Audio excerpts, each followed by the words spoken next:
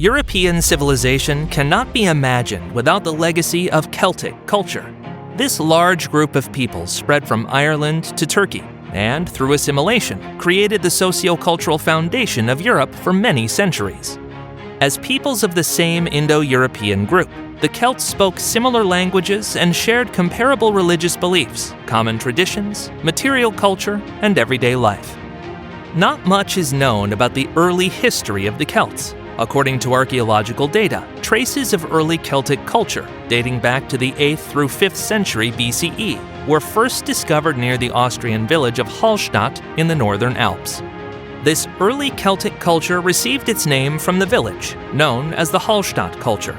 Artifacts from this culture have been found in modern-day Austria, Germany, Switzerland, and the Czech Republic.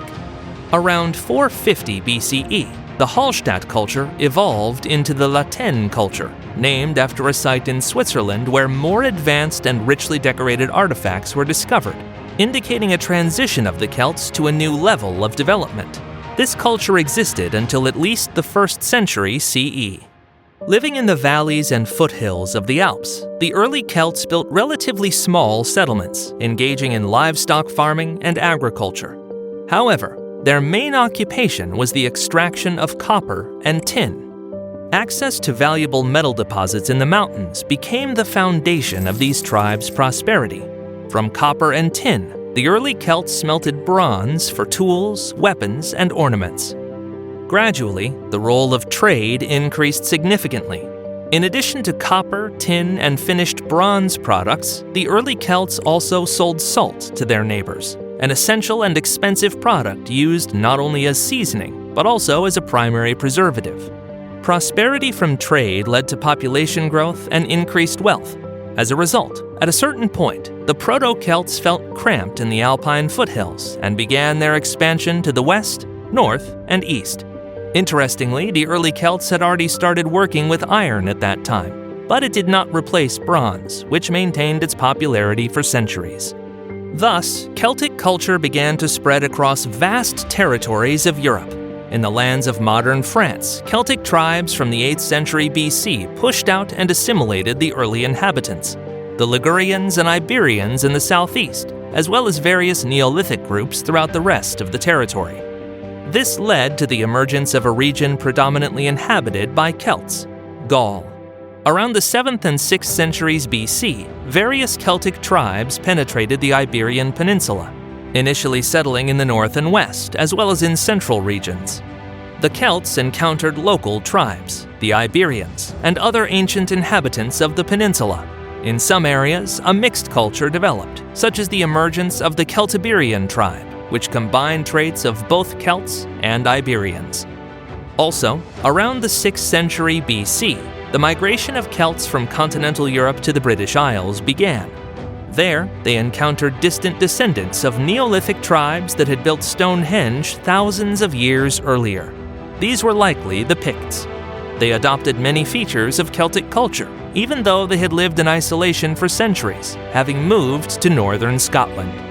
The rest of the indigenous peoples blended into the Celtic population, some through peaceful cultural exchange, while others through military expansion.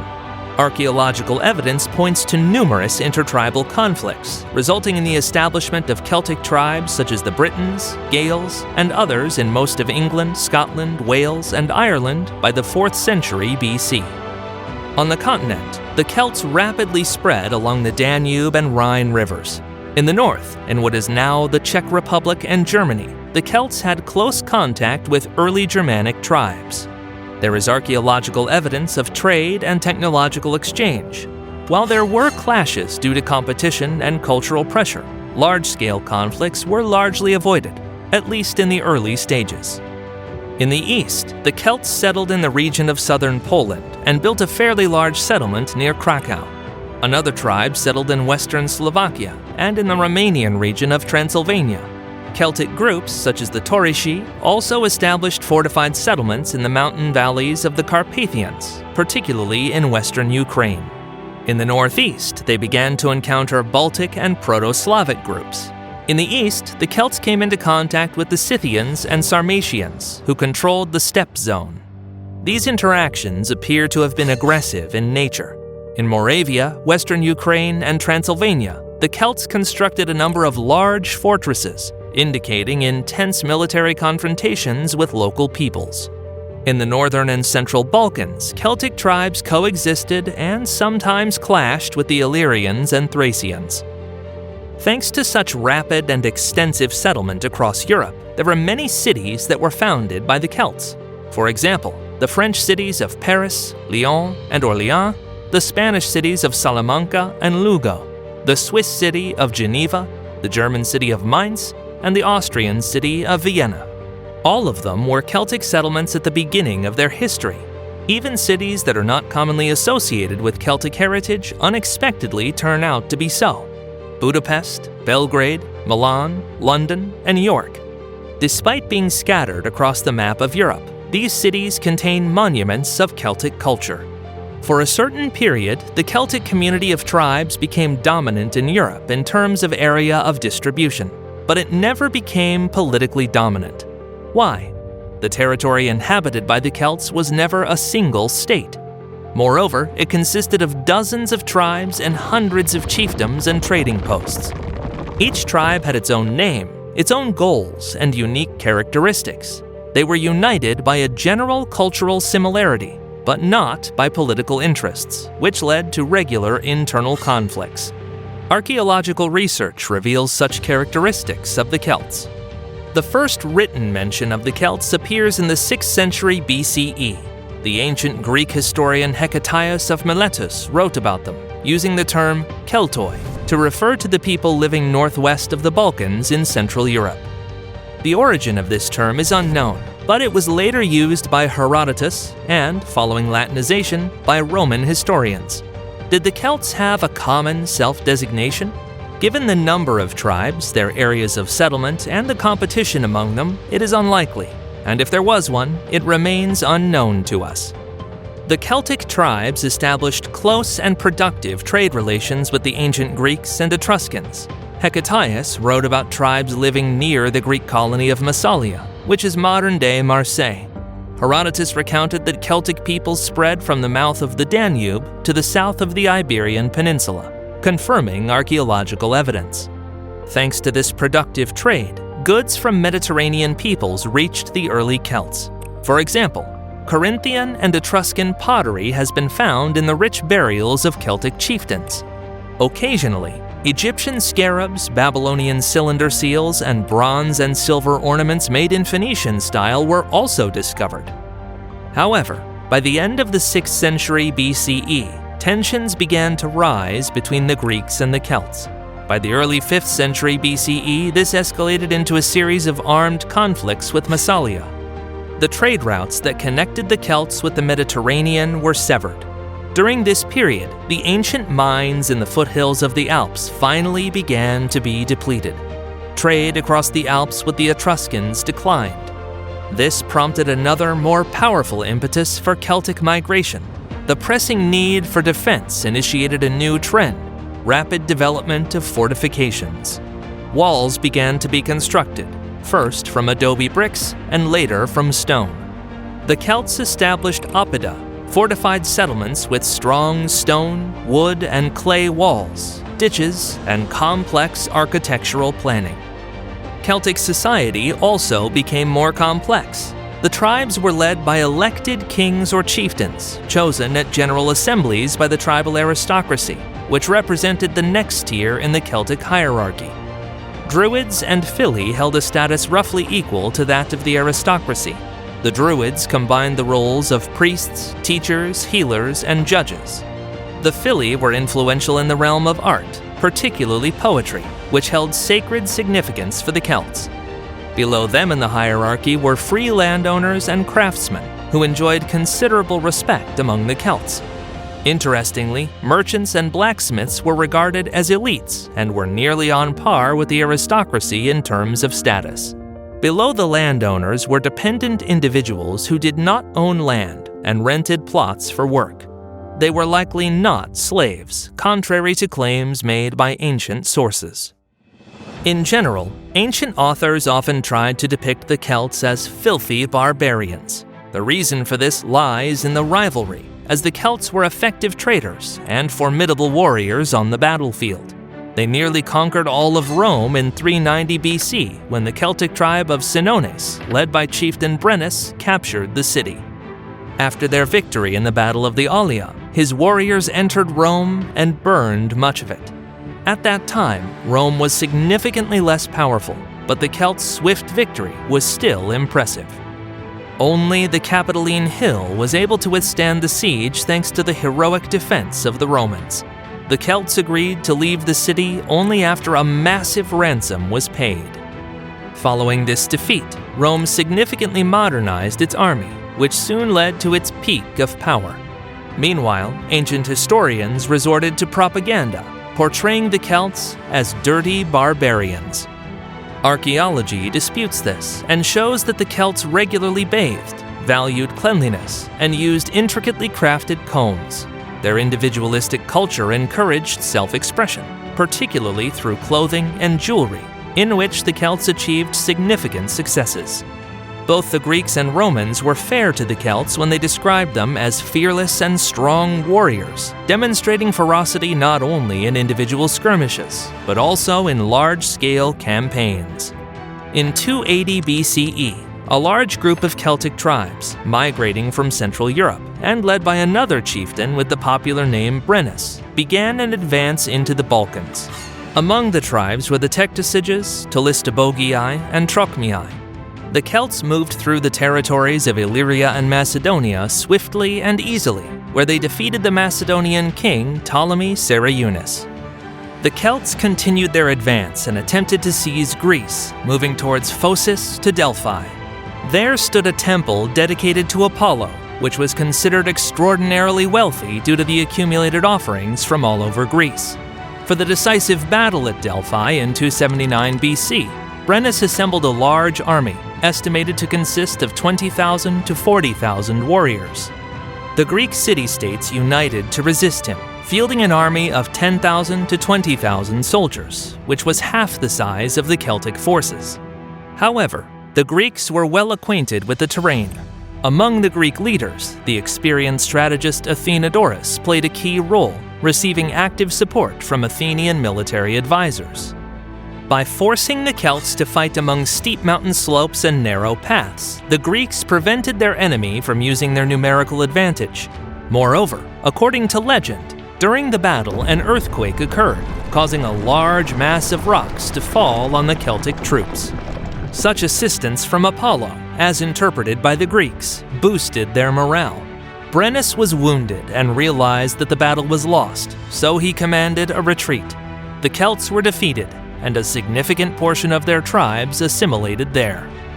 This marked the end of the Celtic expansion in the Balkans. However, a large portion of the Celts moved to Asia Minor. They gained control over a territory that roughly corresponds to the borders of modern-day Turkey's Ankara province. There, an independent Celtic kingdom called Galatia was established. This state was made up of several tribes, each with its own chieftains, but overall control was exercised by one ruler, the High King. The Galatians preserved Celtic culture, including their art, religious traditions, and everyday customs. They were also renowned for their military prowess, particularly their infantry, which used long swords and spears, characteristic weapons of all Celts.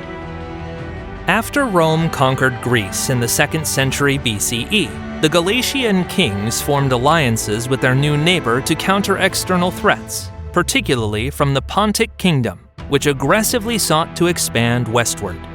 Rome also fought against the Pontics, but gained much more from the alliance with Galatia than the Celts did from their alliance with the Romans. The war was successful, but it took place on Galatian territory, weakening the Celtic kingdom. By 25 BCE, Rome fully absorbed it, turning it into one of its provinces. Nevertheless, Celtic culture persisted here for a long time. After a rapid expansion in Eastern Europe, the Celts gradually assimilated with the Germans or other local tribes due to the demographic advantage of these tribes. In Western Europe, however, the situation was different. There, the Celts were numerous enough to establish states based on their culture. At the same time, In West and Central Europe, the Celts found themselves in the path of Roman expansion, which was gaining power. Starting around the 3rd century BCE, conflicts began between them, resulting in the Celts mostly either acknowledging Roman supremacy or fighting against it and losing. For example, the Boii tribe, which initially inhabited the territory of modern-day Czech Republic and Poland, migrated to northern Italy. There, the Celts founded the city of Bononia, now known as Bologna. They held out against Rome, but were defeated in the 2nd century BCE, and their lands were incorporated into the empire. The Torisci, also known as Norici, formed the kingdom of Noricum in the territory of modern Austria. It had strong trade connections with Rome and was integrated into the empire in the 1st century CE. The reason for the Celts' numerous defeats to the Romans on the battlefield lay in the tactical differences between the two civilizations. The Celts were fearless, and their warriors were generally taller and stronger than Roman legionnaires. However, the Celts had a unique battle tactic. They used darts and spears, but their primary weapon was the longsword, which was awkward to wield in close formation and often broke due to the metallurgical limitations of the time. Additionally, each Celt chose the shape of their shield, leading to a lack of standardization in armor and equipment.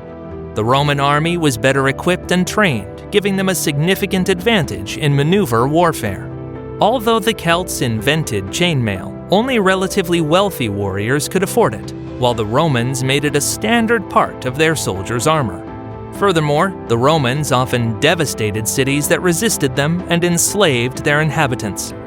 On the battlefield, the Celts were fierce fighters. However, due to the low level of centralization, even within a single tribe, they often lacked the political will to fight for independence to the end, or to reject rivalries and unite with other Celtic tribes for a common struggle. Additionally, voluntary annexation to Rome offered economic advantages. The Celts of the Iberian Peninsula, however, fought the Romans for a long time.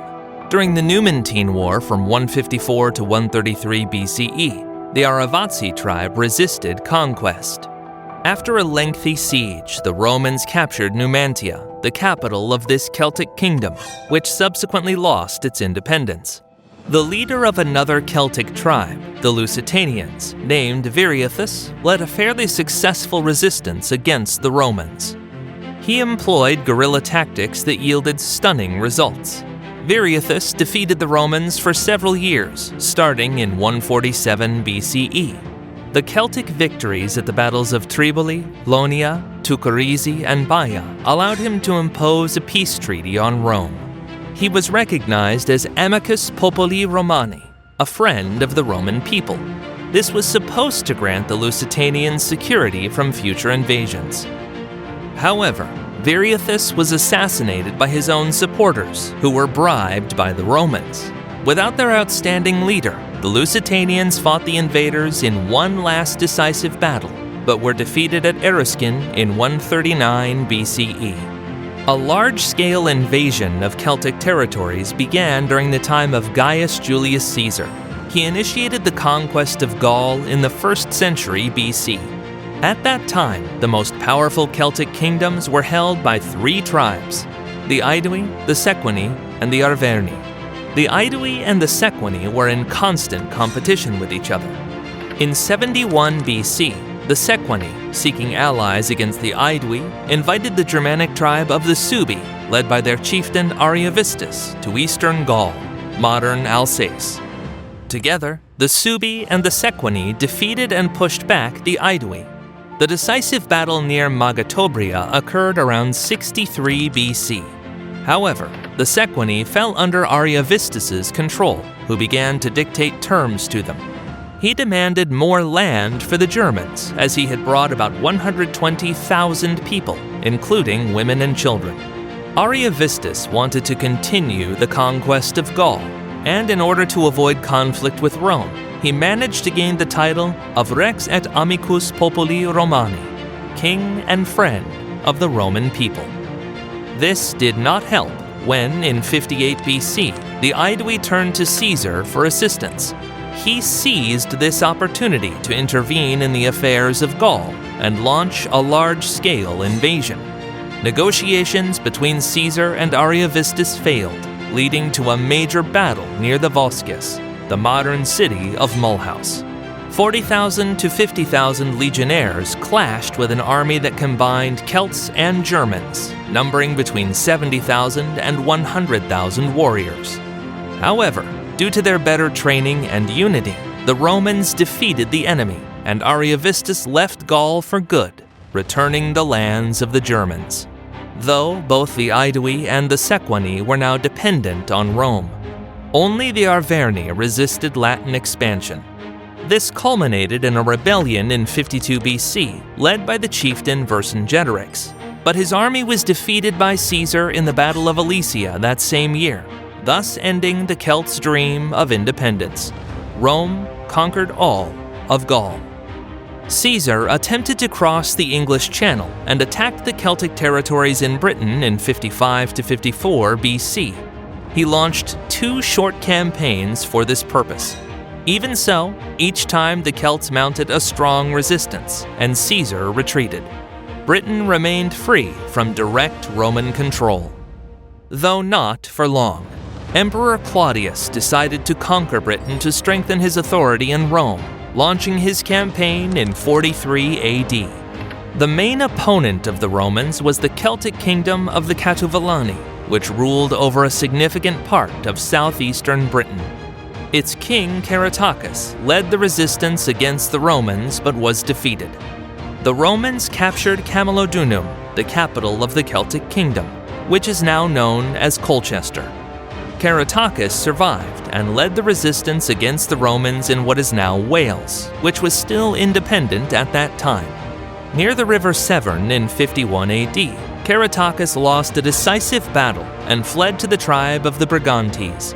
His queen, Cartimandua, did not want conflict with the empire, so she handed Caratacus over to the Romans, and the expansion continued.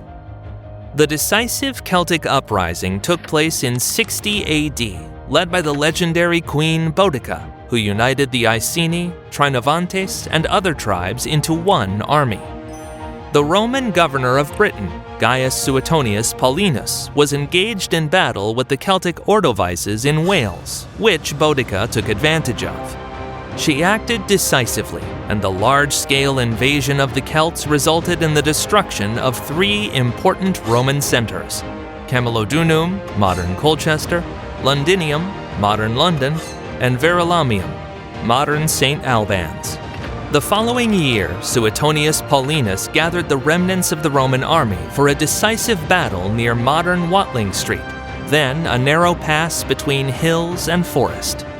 Despite a significant numerical advantage, poor organization and lack of discipline among the Celtic forces led to their devastating defeat. The Celtic queen took her own life. Although after the suppression of Boudica's uprising, the rebellious Celtic tribes faced repression, overall, Roman policy towards the Celts became softer to avoid future unrest. After Boudica's defeat, the Romans focused on conquering Wales, where the Silures and Ordovices tribes were trying to maintain their independence. General Gnaeus Julius Agricola, from 78 to 84 AD, quelled their resistance and then began an invasion of northern Britain, modern-day Scotland. In the Battle of Mons Graupius, its exact location is unknown, but it likely took place in the Grampian Mountains. Northern tribes united against the Roman legions, but it was to no avail. Agricola was victorious. However, this was not enough for real success. The Romans faced such fierce resistance from the local Celts that in 122 AD, Emperor Hadrian decided to halt the expansion of the British Isles and ordered the construction of Hadrian's Wall. This wall spanned the entire island from Solway to Tyne. 20 years later, Emperor Antonius Pius attempted to push this border further north by building Antonine Wall, but the Celts and Picts repelled the attack. It was the Celts who spread Indo-European culture across Western Europe, characterized by masterful metallurgy, agriculture, military prowess, poetry, religion, artistic style, language, and the production of clothing, jewelry, and pottery. This occurred in part through the close assimilation of local tribes that adopted the advanced Celtic culture. Though, by the beginning of our era, only in Ireland and modern Scotland did Celtic tribes maintain their independence. The era of Celtic influence across Europe had passed. Nevertheless, the history of some Celtic-descended peoples was just beginning. If you want to learn more about Ireland, Scotland, Brittany, and other centers of Celtic culture from the medieval period to the present day, let us know in the comments. And don't forget to give this video a like and hit the bell to be the first to see new stories about history on the map.